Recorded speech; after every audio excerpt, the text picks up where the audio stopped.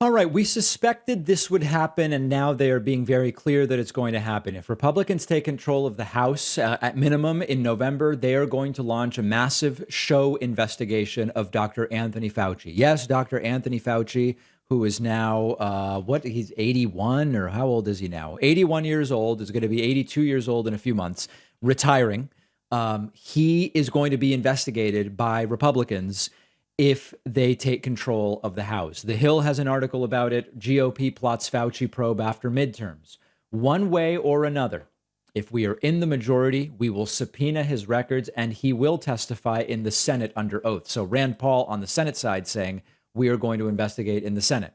Marjorie Taylor Greene and many others have said, Matt Gaetz, we are going to investigate in the House.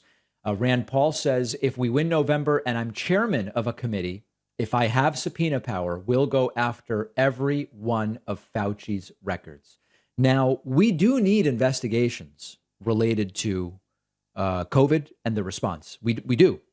But the investigations we need are into the lack of preparation by the United States, Trump throwing out the pandemic response playbook and disbanding the pandemic response team.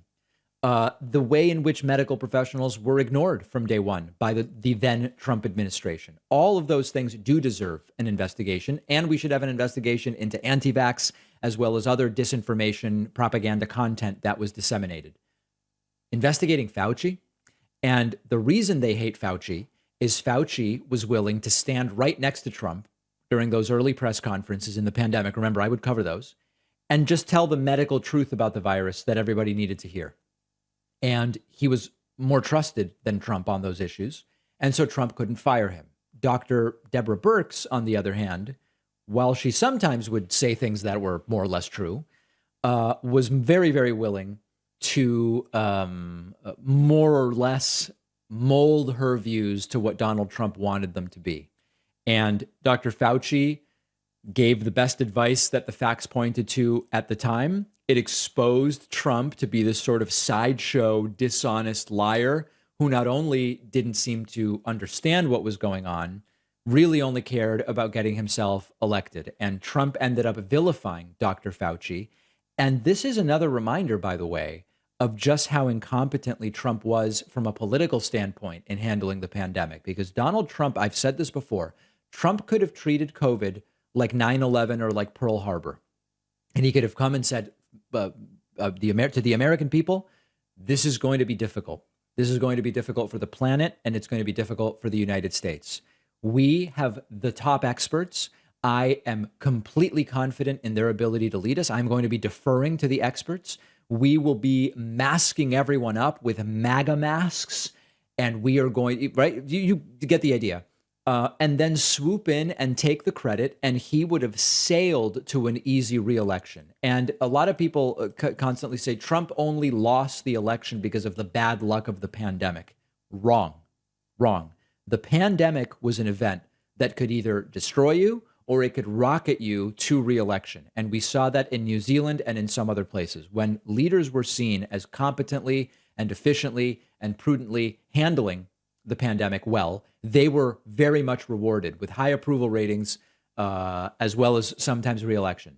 This could have been a layup for Trump. If he sold the MAGA masks and said, we've got the best experts and look at how patriotic I am, I'm protecting everybody around me, he would have easily been reelected. And there's a very interesting article I encourage you to check out. Let me see what year it's from.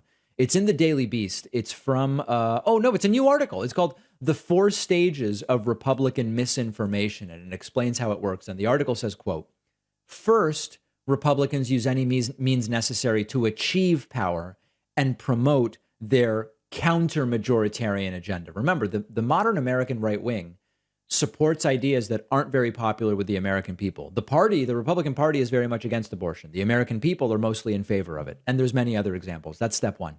Step two, they create and promote disinformation and lies to frighten their base and to sort of trick them into believing that they are being oppressed by the people who are actually the victims. And we saw this before. The doctors are going to oppress you. Be afraid of this mandate and this jab and magnetized arms from the vaccine and all this different stuff.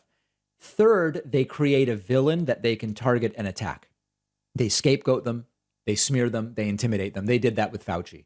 And then the fourth step is never back down, never apologize. Instead, double down when their lies are exposed, and then pivot towards more fear mongering. If you can throw in racism or xenophobia, that's also a staple.